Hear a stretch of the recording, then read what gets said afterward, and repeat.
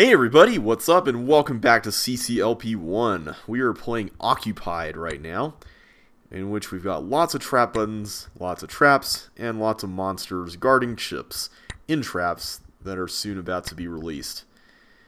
So yeah, this level is another level that definitely fit into the open category for us, and it also kind of touched upon a sort of dodging that we didn't really have a lot of in the set, which was the more unpredictable kind.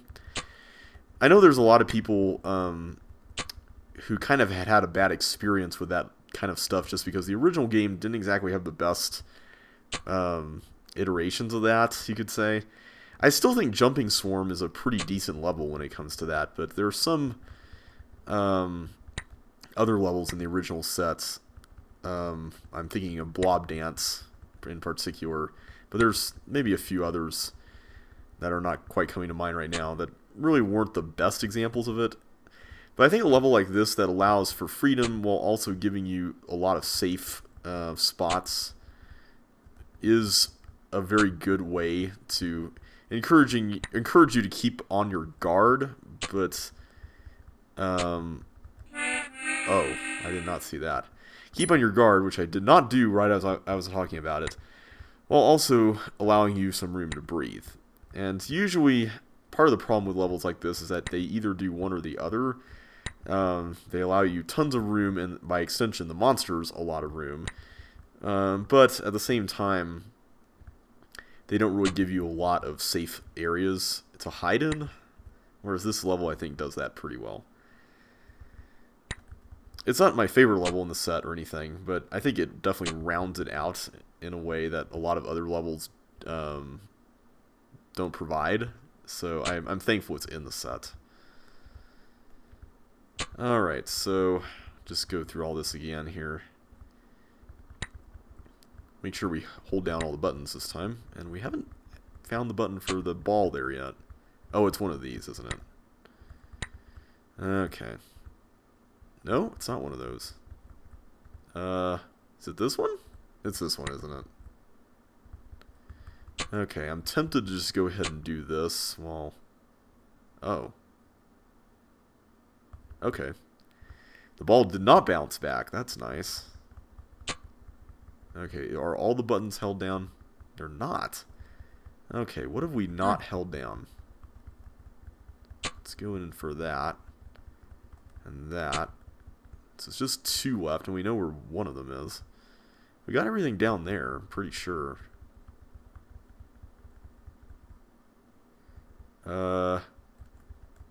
What button did we... Oh, this! Here we go. Totally missed that one. I'm confident... Yeah, that's it. Okay, so the last ship is probably somewhere in this direction. Where are you? Not there. There it is. Okay, so now all we have to do is just press this button and then head to the exit, which we saw up at the top. So yeah, this is a fun level. I like how the gravel path actually goes all the way around the level, like it's a single path that just snakes around. So that's Occupied by Andrew Menzies. Onward to Traveler. So this level is actually kind of interesting because it existed before CCLP3 actually came out. But it was made a little differently. For one thing, it wasn't quite Lynx compatible, I don't believe. And I think the timing with that bug was also more strict, which means it didn't actually work in Lynx.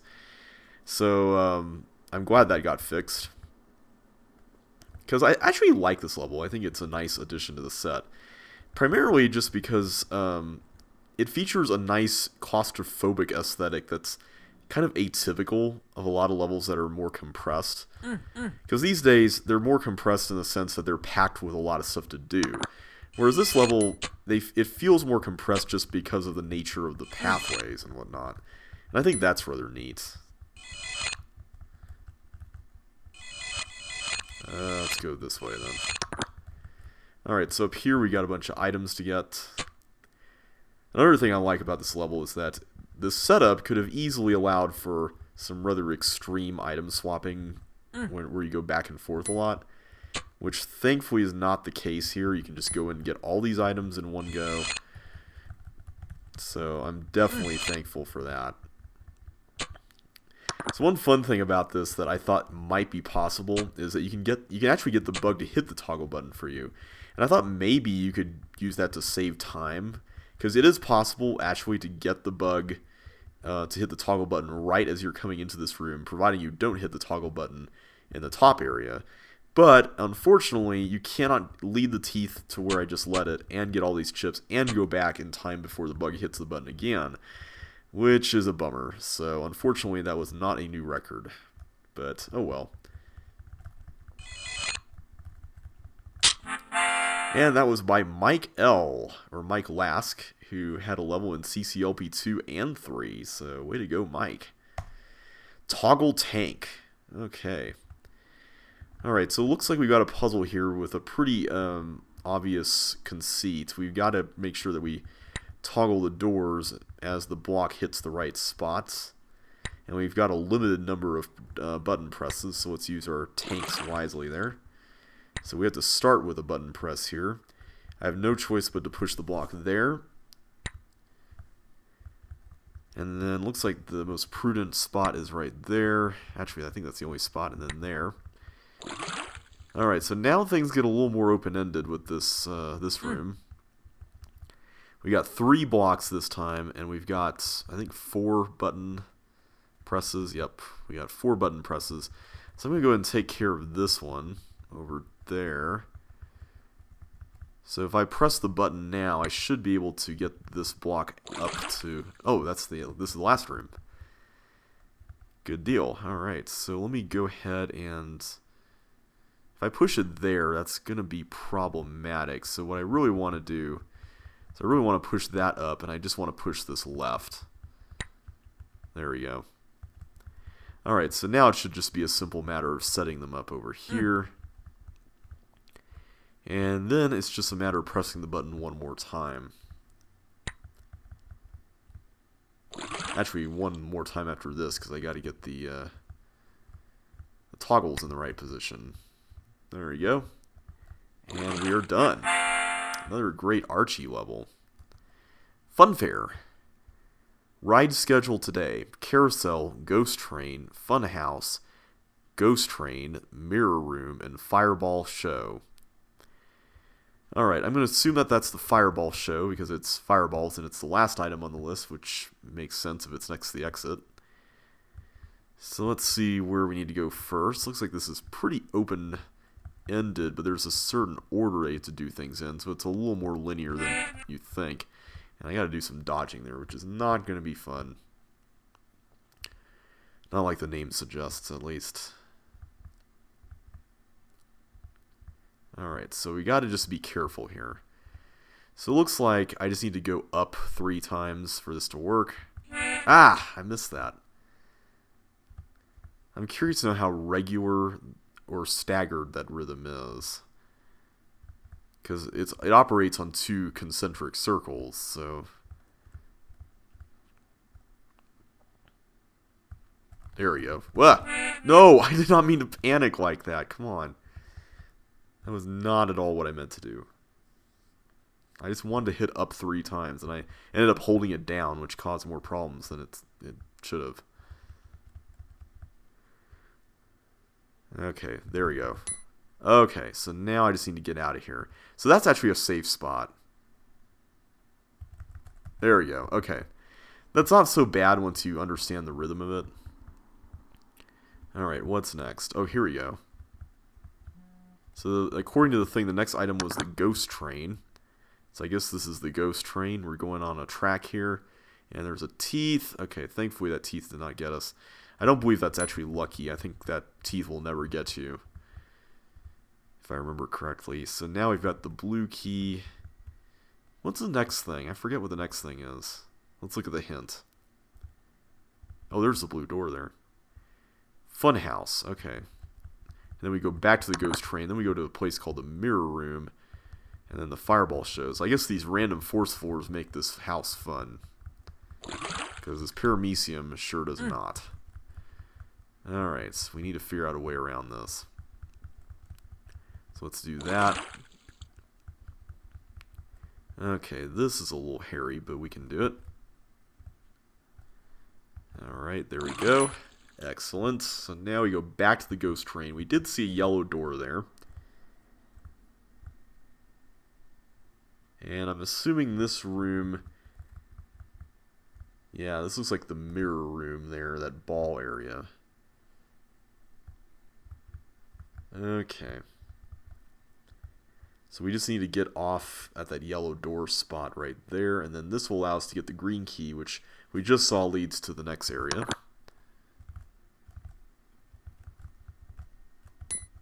Thankfully, this is fairly easy to negotiate, especially with all the gravel here. Okay, and now we go this way. I like this style of level where there's a lot of hallways that are narrow, but the whole structure of it is fairly open. Alright, so I'm going to assume that all of those have fire underneath them, which means that we need to get fire boots, which I think are up here. Yeah, here we go.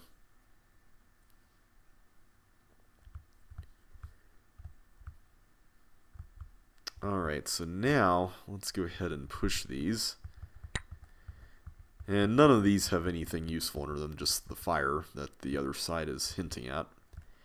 So now we held down the trap button. You're probably wondering what in the world that connects to. Well, it actually connects to something up here where the fire boots were. It's this trap, and we can use this to disrupt the fireball show there. Alright, that was another Tom P level. I wish he'd get back into making levels. He was originally designing a set called Tom P4, but that never saw the light of day, which I'm really sad about. Alright, Shuttle Run. Oh, this is the level that's in the thumbnail for the, or the channel art for the LP. Okay, so blue button first. So you can see this is a timed item swapper. This was definitely a level that did very well in voting. I think the design of it was definitely very appealing, for one thing. And I like the addition of these balls, because they definitely make things a lot more nerve-wracking. Alright, then we go over here to get this. And then we go and grab the skates, which I think will allow us to, yeah, hit the toggle button. See if we can get bold here. Oh, that probably wasted a move by doing that. Oh, there goes the clock. Run for it. Yeah. Wasted a move, but that's alright. That was by Henry Potts. Secret Passages. Oh, this is a fun level. Alright, so we got a bunch of blue walls, and we can find some secret passages, hopefully. So let's go exploring. Oh. There's a passage right here. Alright. Oh, and another one. Okay. I'm going to try to avoid using keys whenever possible. And we got deposited here. Psst, there's a pattern for... Why did I press the right arrow? That was really silly of me. Alright, let's get back there. I'm going to open this up again. So what the hint was saying is that there's a pattern for figuring out how many exits are in each room, and the trick you're supposed to notice here across all the rooms is that the number of chips indicates how many exits there are. So in this case there were 3 chips, therefore there are 3 ways out, including the obvious one. So there's 2 secret ways out, which is definitely really helpful. So like this is only 1 chip, so the way in is the way out. And I think that's going to be about it for that. Yeah. I'm going to try to avoid using keys whenever possible. So let's backtrack here. And let's go down this way. Okay, we'll go down this route here. This goes somewhere, but where does it end up? So this is yet another case of what I would call a very good use of blue walls and invisible walls. Like, I love this concept. It doesn't feel tedious like a lot of the original sets' use of blue walls and invisible walls. I always felt like levels like Mishmash, or I know Chip Mine is considered a favorite among people who like blue walls, and that's fine. But I think there are just better uses of blue walls than that. I don't think there's anything wrong with the element. I think it's a really cool game element. But I think levels like this use blue walls and invisible walls in much more interesting ways. And for that reason, I really enjoy these levels a lot. Okay, so there's another way out of this room, which we found. Okay, here we go. 5 chips left. I don't want to open those doors up. Let's backtrack. So yeah, I just like how it alternates between having to break out of the blue wall areas with the way the invisible walls work. That's pretty cool. Alright, does this just go down to where the... Wait, this goes somewhere else. Where does this end up? Oh, it goes back there. So we could have gotten there without using the doors. Alright, where's the last 3 chips? I feel like we've been everywhere. Where have we not... Oh, here we go. We missed this room. Alright, so that's all the chips, which means we can leave. Alrighty. That's odd, Chip said to himself, groping his way out of the maze of secret passages. A teeth monster that calls itself a frog and tries to help me instead of just chasing me? Wonder if I'll ever see anything that bizarre again. He emerged into a large room, a welcome change from the cramped subterranean corridors. The far wall contained what looked like a bank of elevators, and as he drew closer, he noticed with excitement that they all lacked the red out-of-order message displayed by the previous ones. Maybe I've made it out of Maximus's domain, he cheered, jumping into the nearest car and hitting the blue L. His spirit soared along with the rest of him as the car obediently shot upward. But they sank again when the car slowed to a stop, only a few floors up. It then refused to budge, no matter how many buttons he punched. He gave up with a groan. Looks like Maximus is still in control, he surmised gloomily as he stepped outside. I wonder why he even let me get on this elevator. The answer quickly became clear. Every elevator he now tried took him to a different floor, but each one without an exit. It appeared that Maximus's latest scheme was to trap Chip in a vertiginous maze of up and down. Elevators. Alright. This is a really fun level, in my opinion. So it's essentially a navigation challenge with these ball cloners providing a very interesting way to direct which way you go. And I think we actually messed it up. We need to go right first, so let's do that. The nice thing about this level is that it's got a pattern, which for a set like this I think is really nice to do. If you're just beginning and you don't really know much about how to put together a route for something. That's actually how I figured out Short Circuit as a kid, which some of you guys might remember me talking about that in my CC1 Let's Play. So usually what I do here is I go for the middle one and then the other two. So like here I'll go for this one first, and then I'll go up here, grab this guy, and then I'll go down. So there are, I think, other ways to do this, but this is the way that has proven to be the most helpful. Alright, there we go. I almost hit the down key there, which would have been really bad. Alright, so that was by Henry Potts. And this is a level that we decided to make untimed, unlike its original version. Mainly just because the level kind of forces you into a certain way. And there's really not much of a reason to make it timed, since the balls kind of help with that. Alright, flip side. Hey, that's my favorite word. And guess who designed this level? That's right. So this is a level that I made kind of as a... I don't know how to put this, but sort of as a concept sort of thing. I really wanted to do a level that was inspired by that section of pigeonholes in CC2, which at the time was just a video that I found on the internet, of course, since the game hadn't been released. But that section where you switch the toggle walls with the gray buttons, or was it gray buttons or I think it was gray buttons. I don't think it was any other kind of button. that controlled those.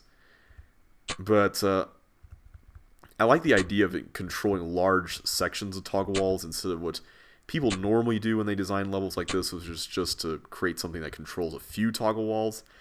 But I also want to provide a bit of a dodging challenge that kept you on your toes. So I added the walkers, and then I thought, what if I added another monster to the whole thing? Preferably a teeth monster. So that's where the idea for the level eventually went.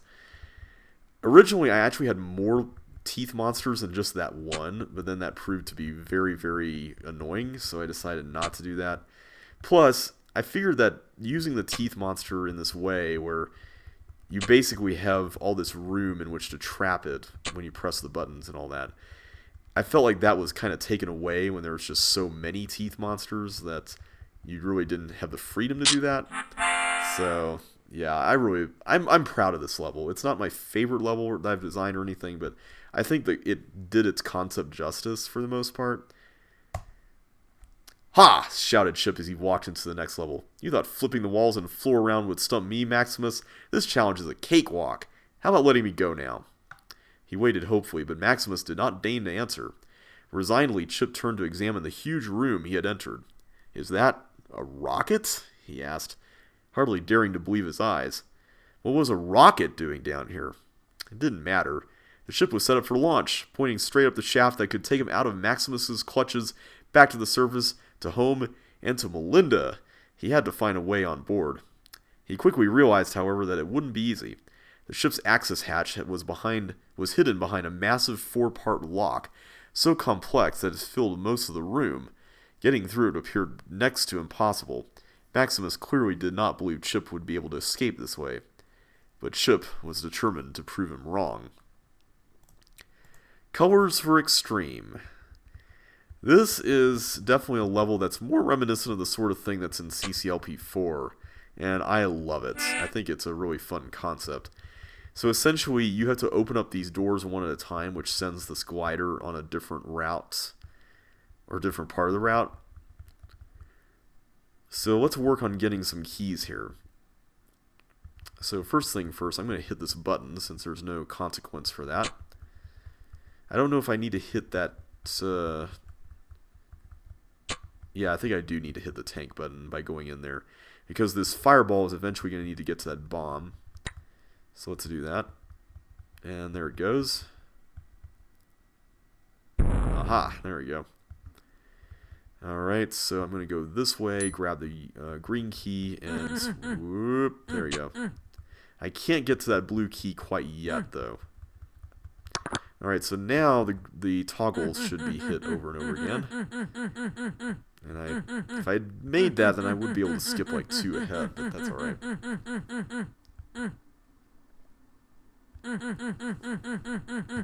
Alright. So here we get some fire boots, which should allow us to get to the top. And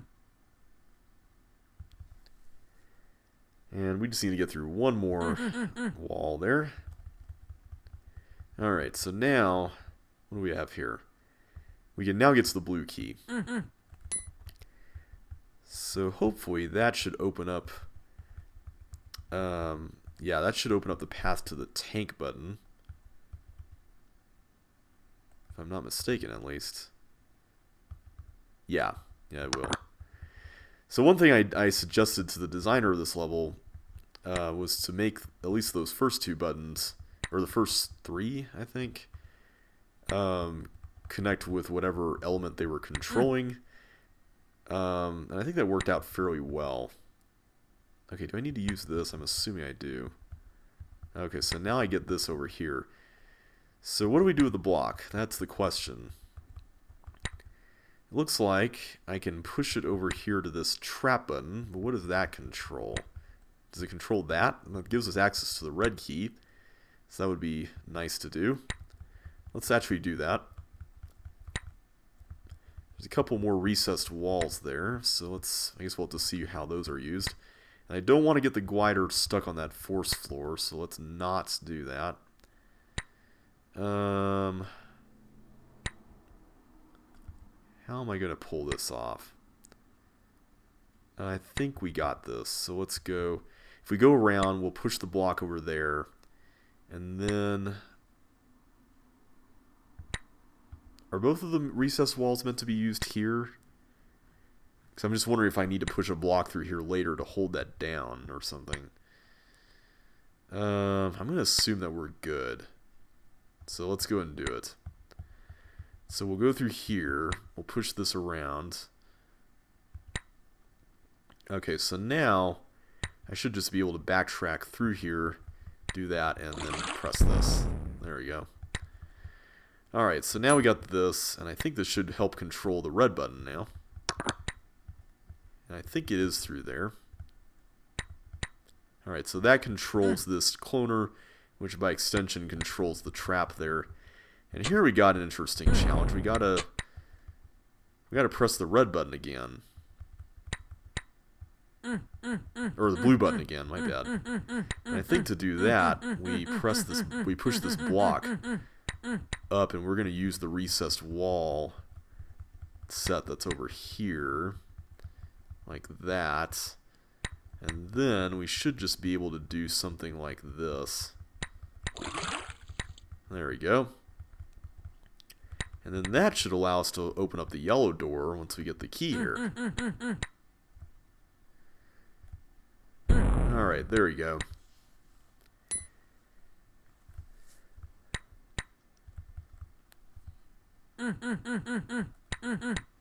Good, good, good. And now we just press this. And I think that should get us... Yeah, that should get to the trap button.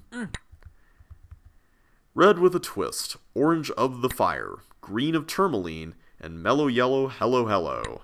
I believe that's named after a song. And this level, much like a lot of levels by Tyler, continues that tradition well. So, let's read what happens next. I made it! Chip cheered as he climbed through the hatch of the rocket's crew capsule. He sat down gingerly in the pilot's seat, examining the complex controls in front of him. Now, how do I fly this thing out of here? Spying a massive book nearby with the title Instruction Manual, he eagerly grabbed it and opened it to the section marked Startup Sequence. A moment later, he groaned in frustration. Not another badly translated manual. The device can accept the esoteric inference, including the one that may cause undesired operation. What does that even mean? Chip, an artificial voice thundered through the hatch, interrupting him.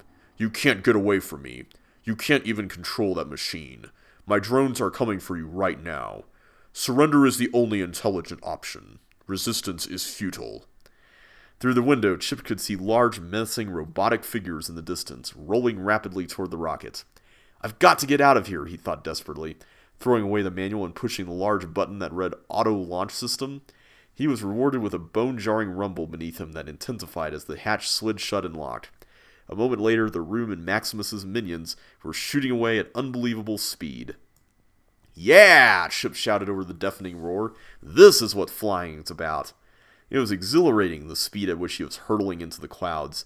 Soon, however, he noticed a problem. How do I get this thing back down, he wondered.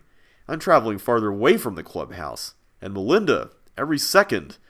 He couldn't find any way to abort the launch. The autopilot beeped angrily at him whenever he tried to move the steering levers. And the only information he could find in the instruction manual about landing the ship read, the stick makes pitch being commended that much on top of the horizon being 30 degrees, and needing the alternation of the switches makes on hostile to heavy projecting A1, B1, and B2. Now I've done it, Chip groaned. I'm heading into space with a computer that thinks for itself, an instruction manual that was translated from Japanese via Swahili. How will I get back home? How can I warn Melinda about Maximus? There was no answer, only the roar of the ship as it broke through the clouds into the immensity of space. Launch. Okay, so this level is definitely one that holds a place of notoriety in my book, because it has a bold route that is ridiculous.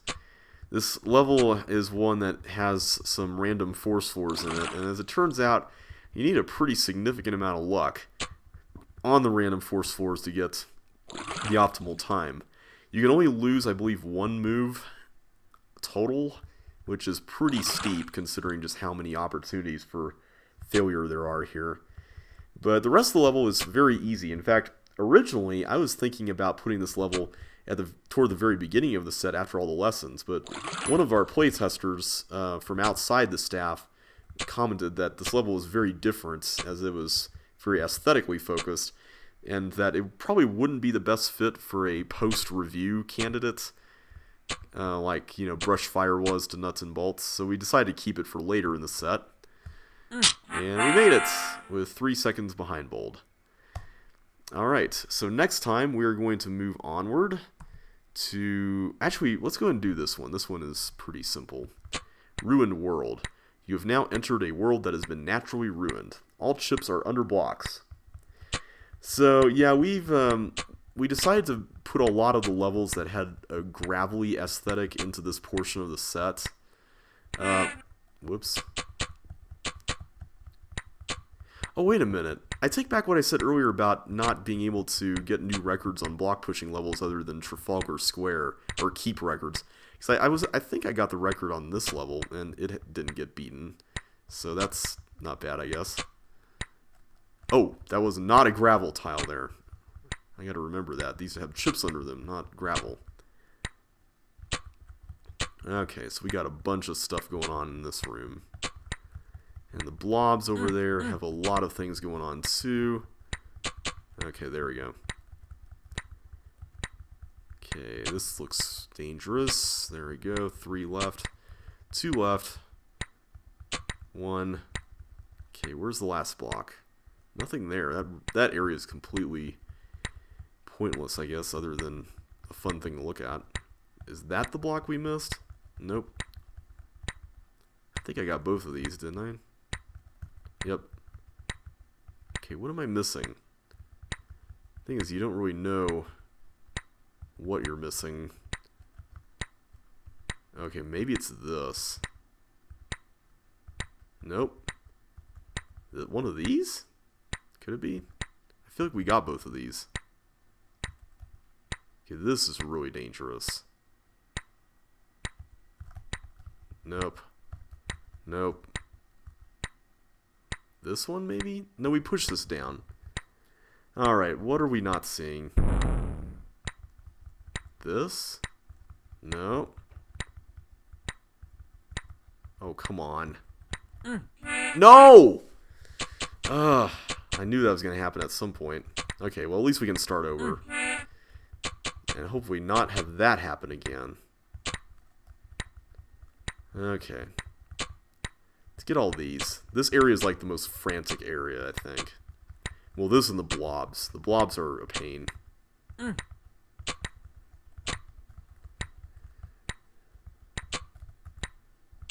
Okay, 10 left.